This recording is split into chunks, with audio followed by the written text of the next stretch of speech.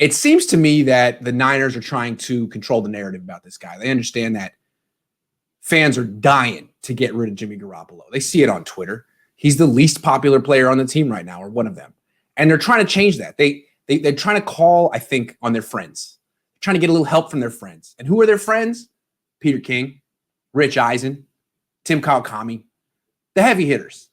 Unfortunately, we control the narrative in 2021, not the baby boomers. It's the dreamers of the dreams, you and I. But they don't know that yet. Here's what they're trying to do. So what I heard from Peter King, I'm going to read what he said, and I'm going to tell you my interpretation. He goes on Rich Eisen and says, you have to logically look at Jimmy Garoppolo and say, unless there's a great offer or a great something out there, we're going to stick with Garoppolo, and he's going to be really good, and we're going to be happy with it. It will be fine. But you can't ignore the injuries. You just can't. So I think that if a golden opportunity came up, they'd think about it. But I kind of agree with you, Rich. I think Jimmy Garoppolo is going to be the quarterback of the Niners on opening day. This made me chuckle and laugh. I was like, ha, ha, ha, ha, ha. So here's my interpretation of this extremely interesting statement by King, who is the most plugged in media member in the world with the Niners. Remember, they invited him into their war room in 2017 during the draft so he could document the entire thing. It was one of the worst drafts in franchise history. Probably they wish they hadn't done that, but that's how they look at King, the number one guy. So here's my take. One, Garoppolo is not really good, as Peter King said, nor will the Niners be, quote unquote, happy with it if he returns, as Peter King said. No, not Kyle Shanahan at least, because that man cannot hide his contempt for Garoppolo. Shanahan is stuck with him too. Garoppolo has no trade market because he's not young, mobile, durable, cost-effective, or particularly good at anything. He's a system quarterback who makes way too much money and gets injured a lot, and the whole league knows it.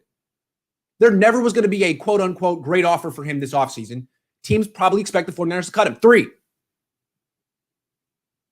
the 49ers don't want to cut Garoppolo because releasing him would be an admission that signing him to a 5-year, $137.5 million extension just after 5 starts in 2017 was a huge mistake. And the 49ers rarely, if ever, admit to making big mistakes. 4, the 49ers will keep Garoppolo for 1 more year to save face, even though keeping him probably will cost them Trent Williams or Jason Verrett in free agency. The 49ers most likely can't afford to keep those two and Garoppolo, which is too bad for them because both of those players are better than Jimmy G. 5, the 49ers would rather run it back with Garoppolo and potentially have another losing season in which he gets injured than be bold, cut him and sign someone cheaper and better, such as Ryan Fitzpatrick.